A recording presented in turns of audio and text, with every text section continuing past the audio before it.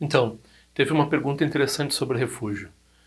Por que, como a gente vai tomar refúgio na sanga, sendo ela uma coisa condicionada, imperfeita, cheia de pessoas imperfeitas, né? Como é que eu vou saber o que é área sanga? Se é só para tomar refúgio na área sanga? Se tomar refúgio não é tomar refúgio em algo para escapar do que é condicionado, porque o que é condicionado é insatisfatório, por que eu vou tomar refúgio em algo que é condicionado, como a sanga, por exemplo? Vamos examinar isso.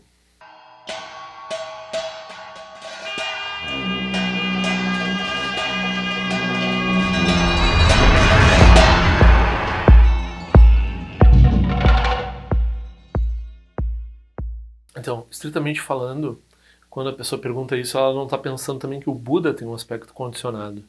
Ora, o Buda nasceu, o príncipe Siddhartha, depois ele morreu, né? Ele passou por coisas durante a vida. Tinha gente que achava que ele era iluminado, tinha gente que não achava que ele era iluminado, né? Então, quando a gente fala em tomar refúgio no Buda, a gente não está falando em tomar refúgio naquela pessoa histórica, né?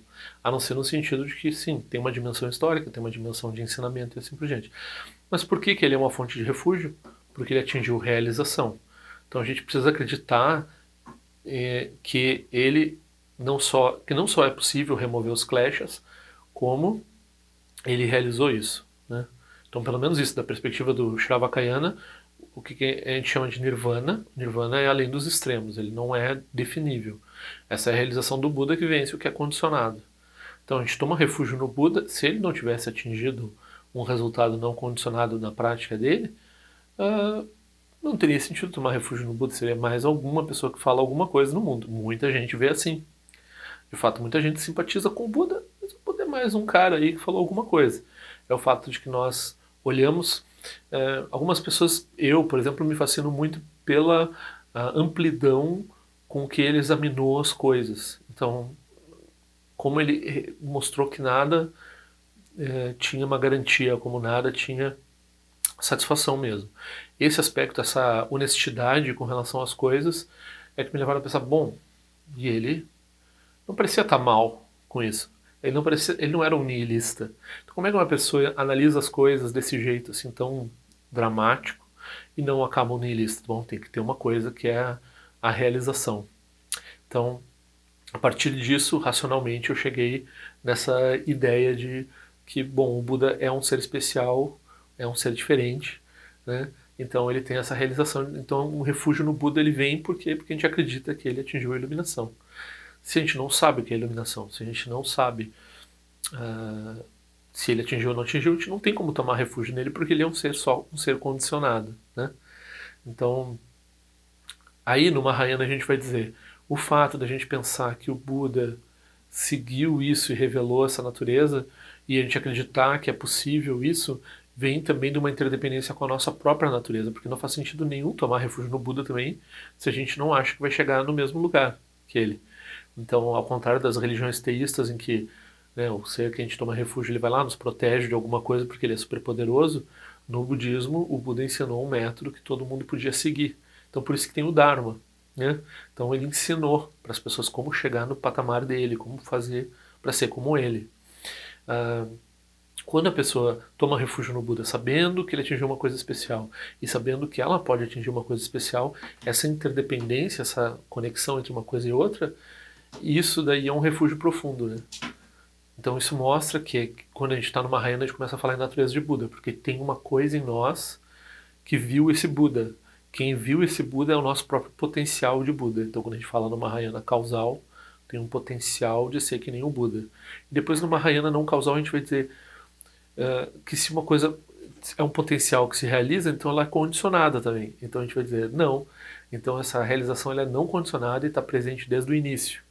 E a gente apenas expressa isso, remove os obstáculos e isso se revela, certo? Então, esse é o sentido de tomar refúgio no Buda. Não é tomar refúgio numa pessoa.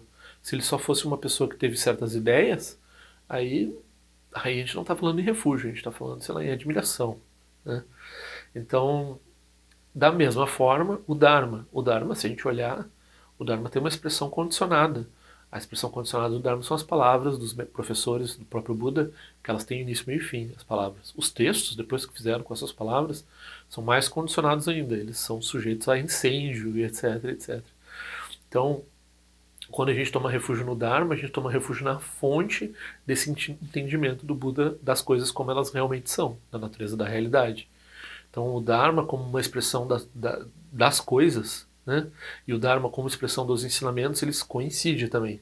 Então é assim que a gente pode ter um refúgio no Dharma, porque o Dharma brota dessa realização a partir do reconhecimento das coisas como elas realmente são. Se a gente pensar que o Dharma é apenas mais um conjunto de ideias entre tantos outros, aí não tem refúgio no Dharma. E muita gente vê assim e daí não toma refúgio. A pessoa pode ser simpatizante, curiosa, querer apropriar alguma coisa para seu uso, tudo bem. Mas o refúgio, o compromisso com o ensinamento budista, que é para fazer essa prática, para atingir esse resultado, ele envolve tomar envolve ter esse entendimento da natureza, da fonte não condicionada desses ensinamentos e da fonte não condicionada dessa realização do Buda. Né? E a Sangha é a mesma coisa. A Sangha surgiu o quê? Da intenção do Buda. Não adianta a pessoa dizer, eu quero só o Buda.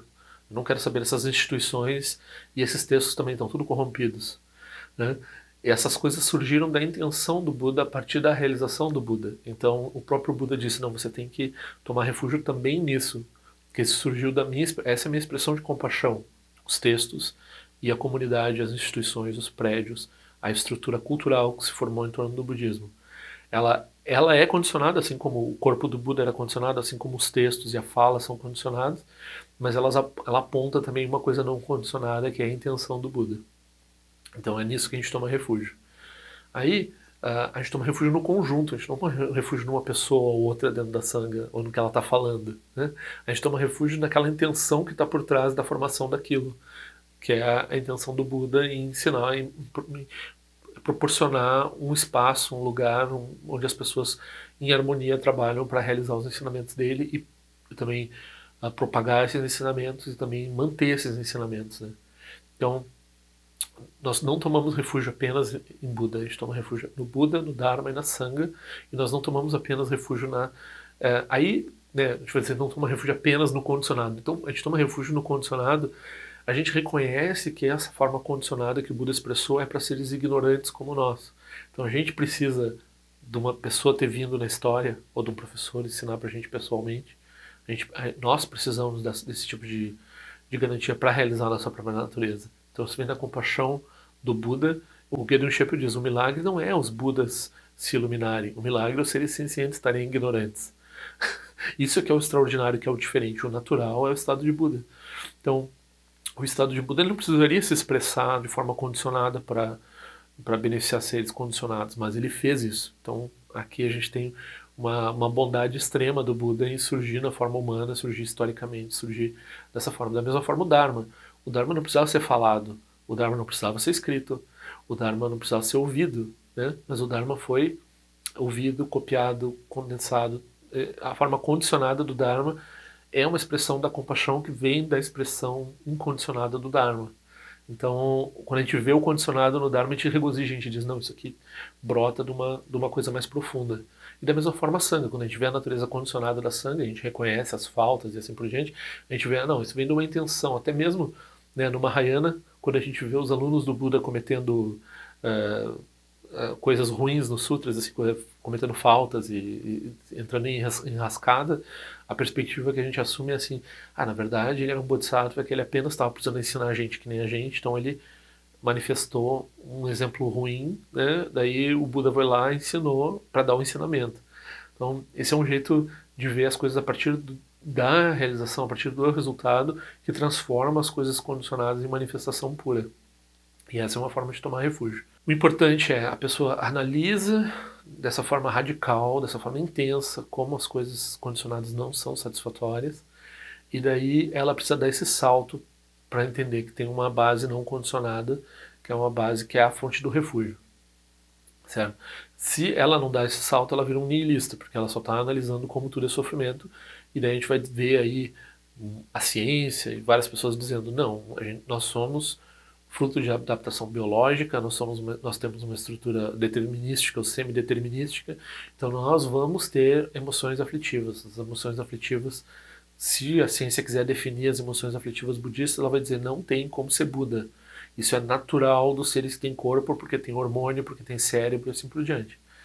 Então quando a gente toma refúgio, a gente está desafiando essa visão convencional das coisas de acordo com o que é condicionado, porque ela não parte de uma intenção iluminada e porque ela não parte da verdadeira natureza das coisas, ela parte de um conjunto de entendimentos atuais que mudam com o tempo e depois vão mudar e vai ser assim ou não vai ser assim, que levam a certas conclusões sobre como nós devemos agir, se portar, pensar e ficar deprimido e assim por diante. Então, qual é a outra escolha? A outra escolha é olhar para o Buda, por exemplo, do Buda, e ver, ele fez diferente. Ele, ele sabia como as coisas são.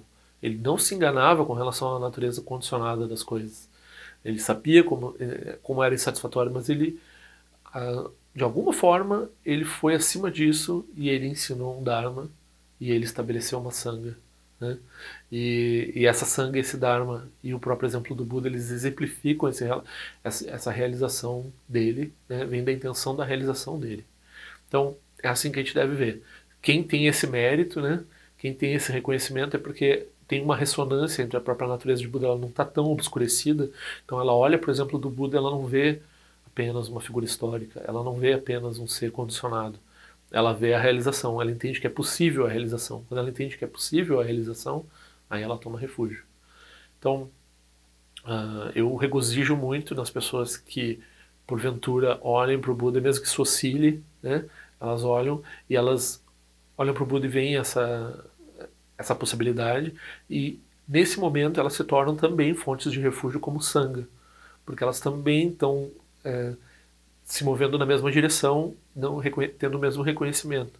Então elas são fonte de regozijo para todos nós e é assim que a gente deve tomar refúgio na Sangha, entender que elas estão vendo algo de especial no Buda e ver algo especial no Buda brota exatamente dessa mesma natureza que não é diferente do Buda, não é diferente em mim, não é diferente em você. Então, quando a gente tem esse reconhecimento, aí a gente toma refúgio na Sangha.